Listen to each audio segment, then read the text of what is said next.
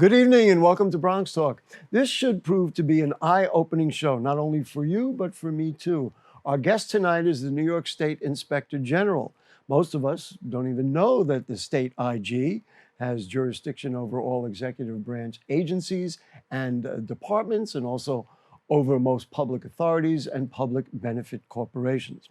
In focus tonight are reports she has issued involving the state's 44 correctional facilities, prisons that are spread out all over New York State. The reports are about gross racial disparities in our correctional system, and also a shocking report about false positives in drug testing. We're going to roll up our sleeves and get to know the New York State Inspector General. Please join me in welcoming the Honorable Ms. Lucy Lang to Bronx Talk. Nice to have you with us. It's an honor to be here on the iconic Bronx Talk. Oh, Gary. there you go. That's it. All right. Already labeling us, huh? That's what we do in the Bronx, I guess. Before we get into these reports, which I've indicated to them and I've indicated to you, are really struck me. I just want to get a little background. You've had significant background in law and justice, including working as an assistant DA in Manhattan. But you created this program at Columbia called Inside Criminal Justice, a first of its kind college class for incarcerated students and prosecutors to study criminal justice together.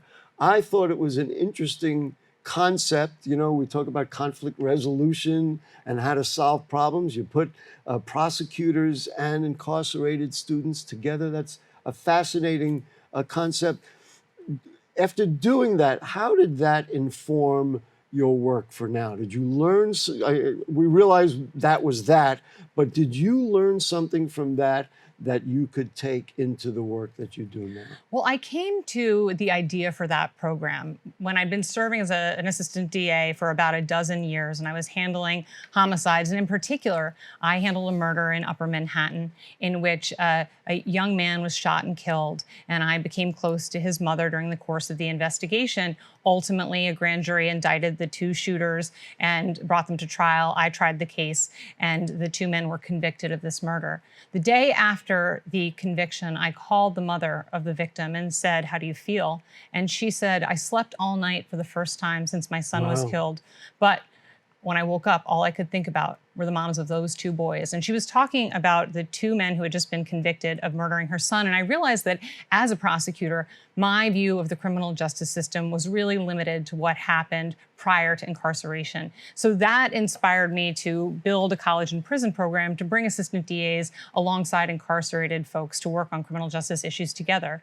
So when I was fortunate enough to be appointed Inspector General and given jurisdiction over the State Department of Corrections, I really brought to bear the wealth of knowledge I had learned from the incarcerated students I worked with over the years. Well, let's be fair. You would have had to deal with the criminal justice system anyway. As I understand, 60% of the complaints you get for your office, even though you handle a lot of things, come out of the criminal justice system. Was there one incident in the class or an interaction between a prosecutor and somebody who is incarcerated that makes you say, wow, this was the right idea to do?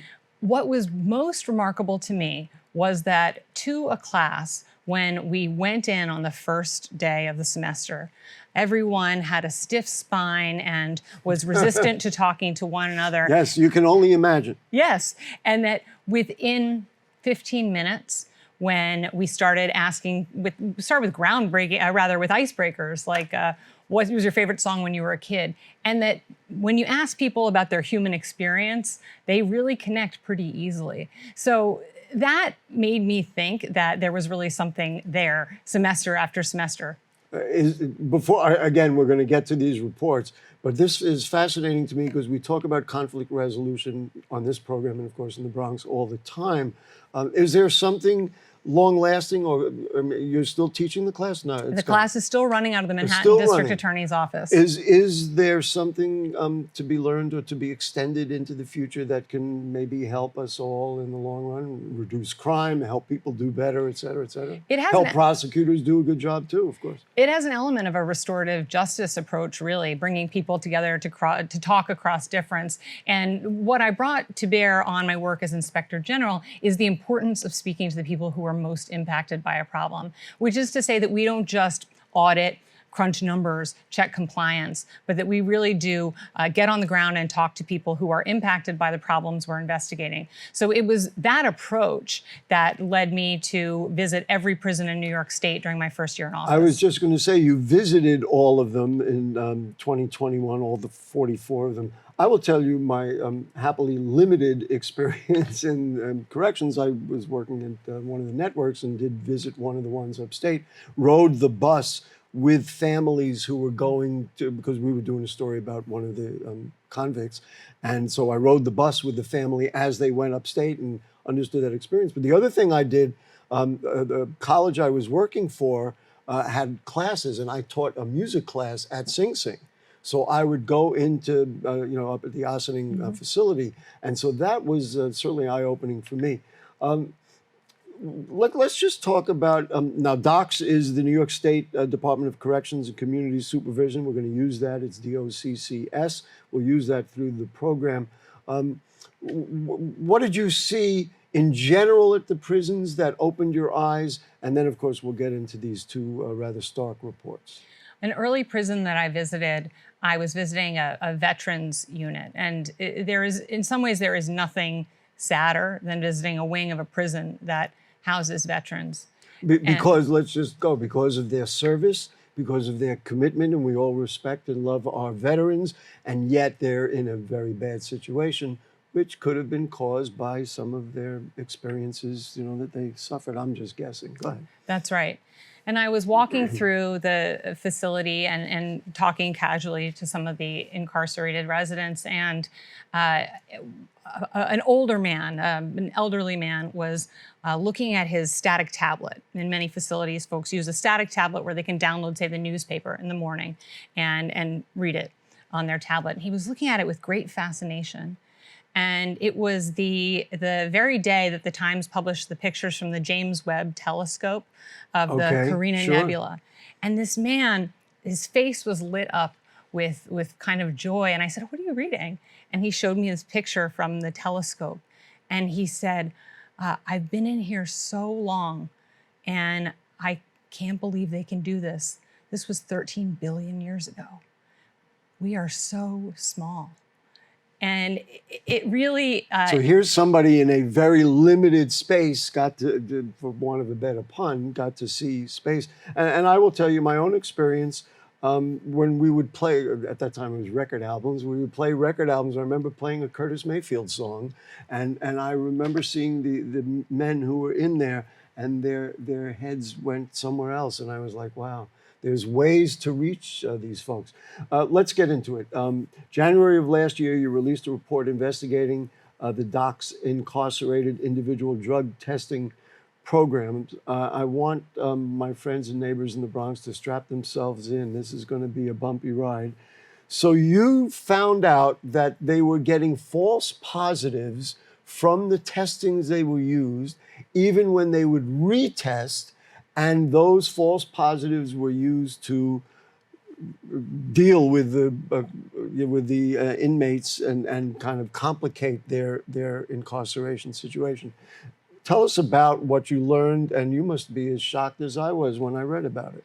It's fascinating and devastating the way this came in. So we get complaints from all over the state, and people who have concerns or allegations about fraud or corruption in New York State government should reach out to the Inspector General's office. It's 1-800-DO-RIGHT, or through our website. DORIGHT. Well, let's all remember that. There we go. Go ahead. Thank you. And we were getting complaints in both from corrections staff and from the families of incarcerated individuals. And these complaints were saying things like, my family member is in segregated housing, is in solitary confinement because of a drug infraction, but I swear they've never used drugs. And at the same time, corrections staff were saying, this is an older person who's locked up. They've never had a drug problem before, but they got a false positive, and so they have to be penalized. Something seems wrong here. So we're getting this from multiple sides. So it wasn't even just one call. It was, and from a number of different from different facilities? sources. Wow. And so we dug in to assess the process, and it turned out that the vendor that was being used was really only intended to do a preliminary test, and that ultimately a urine sample that was testing for presence of drugs should have been sent out to a lab that was accredited, and there should have been a retest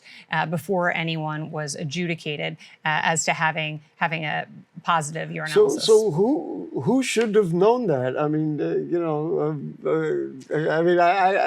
I'm really trying to get my arms around it. You've got people who run the prison. You've got presumably medical people or other, technical people who understand what needs to be done.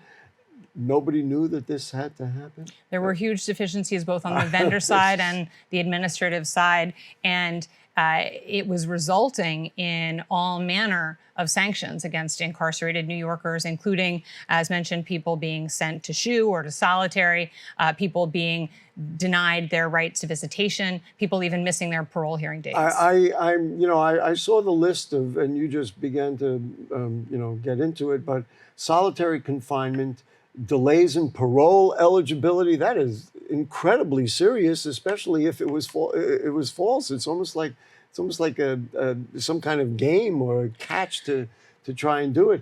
Loss of privileges of packages, loss of access to rehab programs, a loss of good time and family visitation rights. Imagine being in prison, and it's difficult enough, but then, and your family, of course, when they visit is the biggest thing, and you lost it because of something phony. I'm having a hard time getting my mind around it. And of course, those people can never get their time back, but after we concluded the investigation, all of those tickets were exonerated, and people's records were cleared. Was this across 44 facilities, or was it just a couple of facilities, or was this really a system-wide issue? It was a system-wide issue. Wow. And do we have an idea of how many inmates got caught in this?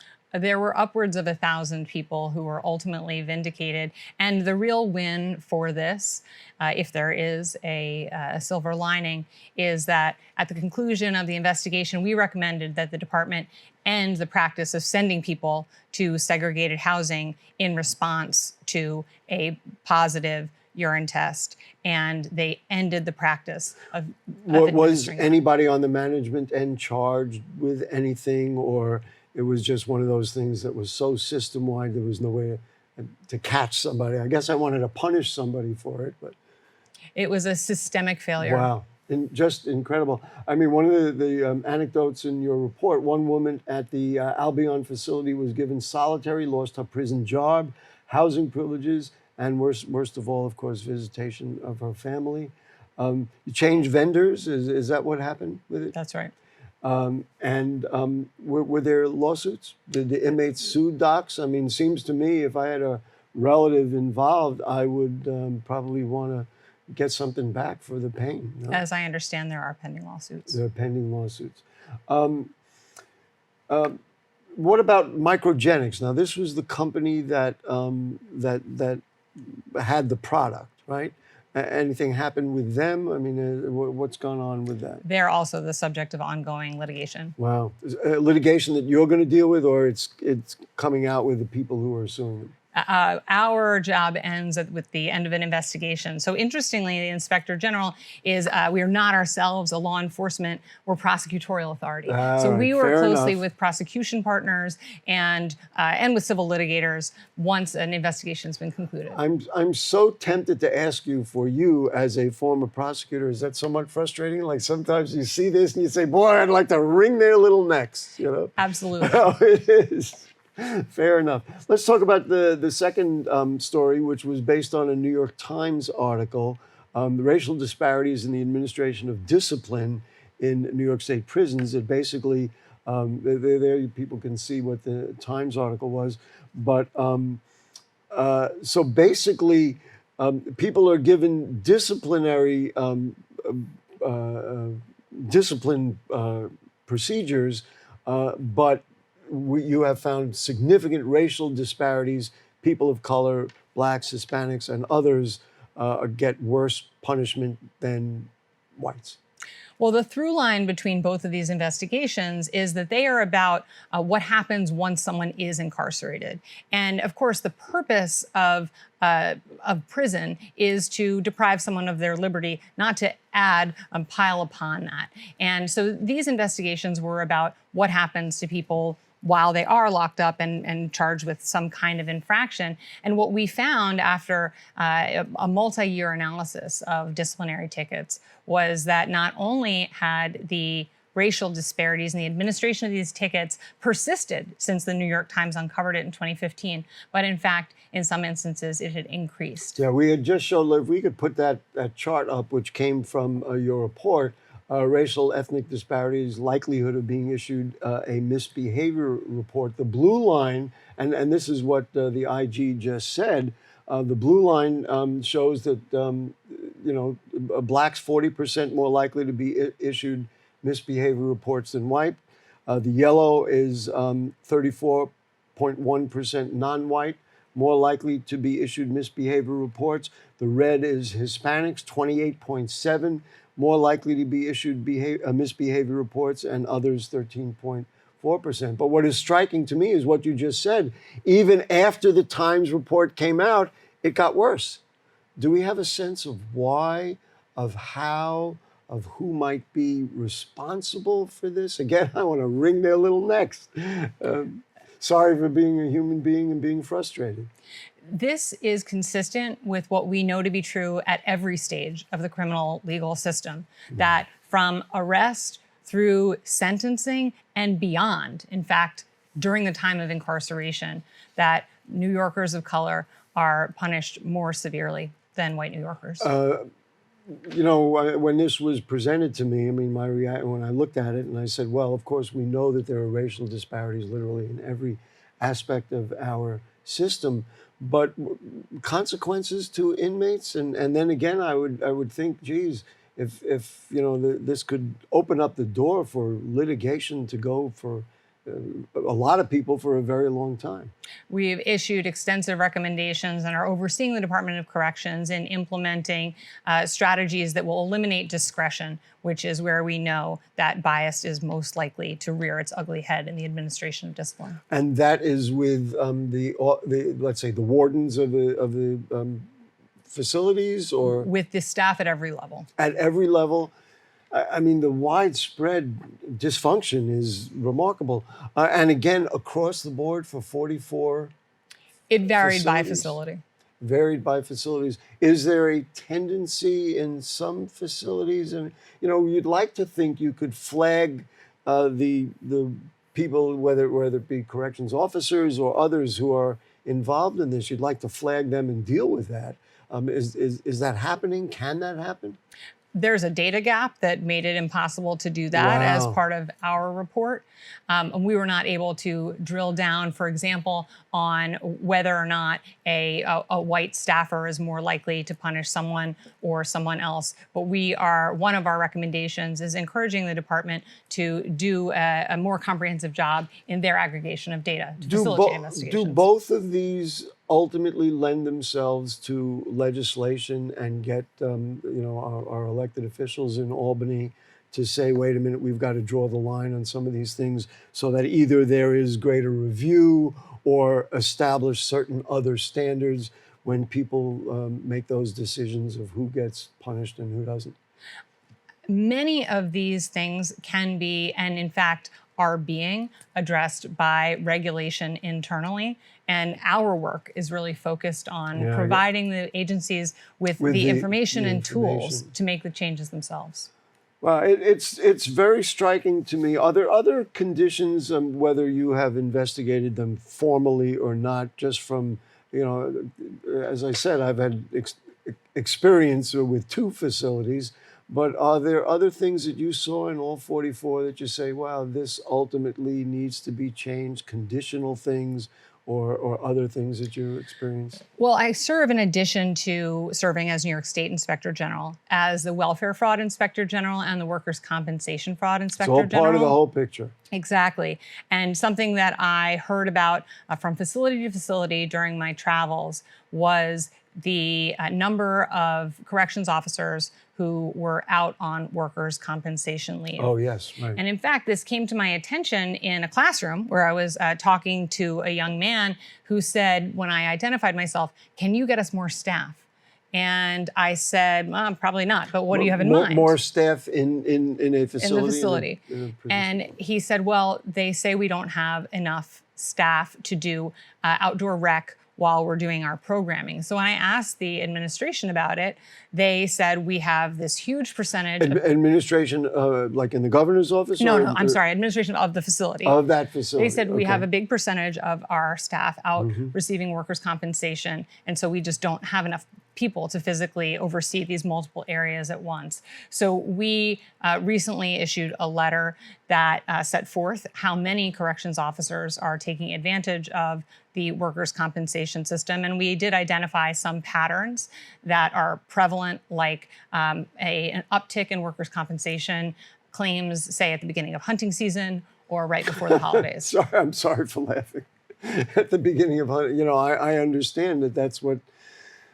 And that, of course, then has impact in the smooth running or the efficient running of a correctional facility. And bringing us back to where we started, it comes back to this talking to people on the ground, hearing about their real experiences. And I wouldn't have known it but for the conversation I had with a real person who was experiencing a lack of programming as a result. Wow. I want to talk to you about something else, which I apparently you were involved in some of your previous work. It's a big topic here of discussion. We did a debate for Bronx District Attorney, and the whole notion of alternatives to incarceration came up. I know that the former DA Robert Johnson and, of course, now Darcel Clark really believe in it.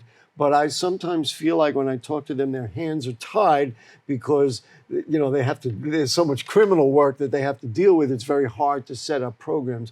Where are we at across the state in dealing with alternatives? Do DAs across the state, are they as passionate as Rob Johnson and Darcel Clark have been about it? What's your sense about it? The DAs across the state are as variable as New Yorkers themselves. Okay. It really That's depends. That's fair, I accept that.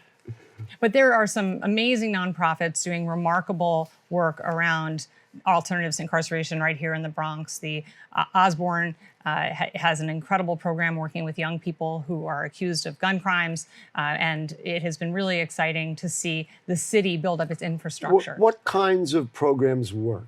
And I think people in the Bronx would be very interested in that. We have a huge social service infrastructure here, and let's just talk about what kinds of things can be effective, because everybody wants to lower crime. Well, alternatives. And do it preventatively as opposed to, after the fact when somebody's in prison. Absolutely. Well, the alternatives vary depending on the needs of the person, like anything else. So for young people who are accused, say, of gun crime, often the question is, what was the purpose for carrying the gun, and what can you do to alleviate the conditions that led to that decision? But this is requires wraparound services. It's not a one-time intervention. It requires providing people with educational support, providing people sometimes with housing support, sometimes integrating into people's family networks. But that's very different, of course, from what might be required in an instance where someone's crime is connected with a substance misuse challenge or with mental health. My reaction to that, and of course, I sit in this seat and we do debates and all the other things that we do, it always seems to come down to 2 things. One is the commitment to do it, and number 2, the funding. But many people will say, well, wait a minute, all this alternative stuff doesn't impress me because people do a crime, they ought to be locked up. and I think we all agree that there's that. But is there a way to? Is it money? Is that what we're talking about? Are we now sending a message to elected officials, say let's fund this stuff? I think it's a question of whether or not you believe what we're doing is working. And in so many respects, it's not. It comes down in some ways to the fact that most folks who get sent upstate to prison will ultimately come home to our communities. And do we want them to come back better off or not? And if we're invested in reentry, then there needs to be an investment on the front end to trying to keep people out. Let's talk about that reentry, because that also is conditional based on what happens in the prisons. We talked about alternatives to incarceration, but if they are incarcerated, the whole thing is you're supposed to be rehabilitated. Do you believe that there are, especially after seeing all the New York State facilities, do you believe that there is sufficient programming to actually help rehabilitate people, or make it so when they get out, they're not going to end up on the street, begging or doing the same thing that got them in prison in the first place? There are some remarkable efforts at it, but there is not enough, and it is not system-wide. And what do we need to do to, I'm just always trying to push to see what we can do. What do we need to do? We need to invest in keeping money. people I knew it was at gonna come home. back to But it's that. not just money; it's time and it's energy. When you're talking about young people, throwing money at the problem isn't the thing. We know that mentorship, that credible messengers, that it is people connecting with young people who are at risk of committing crime that makes all the difference. Job development and workforce development. Now, should that be done, or can that be done on the correctional side, or does that really have to be done after they leave and find an organization like Osborne or the Fortune Society or one of those? It should be all hands on deck. All Gary. hands on deck. What's next for you and your work? You got any insight into new investigations or anything going on at any part, not only in the correctional systems? It's a really exciting time to work in state government because Really? we have such a focus on innovation and on transparency. When I took office, we really committed to trying to communicate more clearly with the public about the fact that we are here to serve. Well, that's why you're here now. That's right. And we, just about a year ago today, launched the first ever open data portal that includes monthly data about all the complaints that we get in and where they come from and what is happening to them, anonymized, of course. We're really working to lift some of the veil of secrecy that shrouds so much of government. Maybe we could put that 800 number up again so people who now realize, everybody has a complaint about something in the Bronx. We know that, but these are state issues, right? That's right. things The that state involve- executive agencies and authorities and folks who do business with the state. Right. And we can receive complaints at 1-800-DO-RIGHT. And I encourage people also to follow us on social media at New York State IG. There you go. Listen, it's been a pleasure to have you, and I hope the next time you come, you can say, we've solved all these problems. That's right. That is absolutely where we'll be next time. We'll be happy to invite you back. The Honorable Ms. Lucy Lang, New York State Inspector General, thank you for being the first Inspector General to join us. It's a great pleasure. Thank you. Thank you.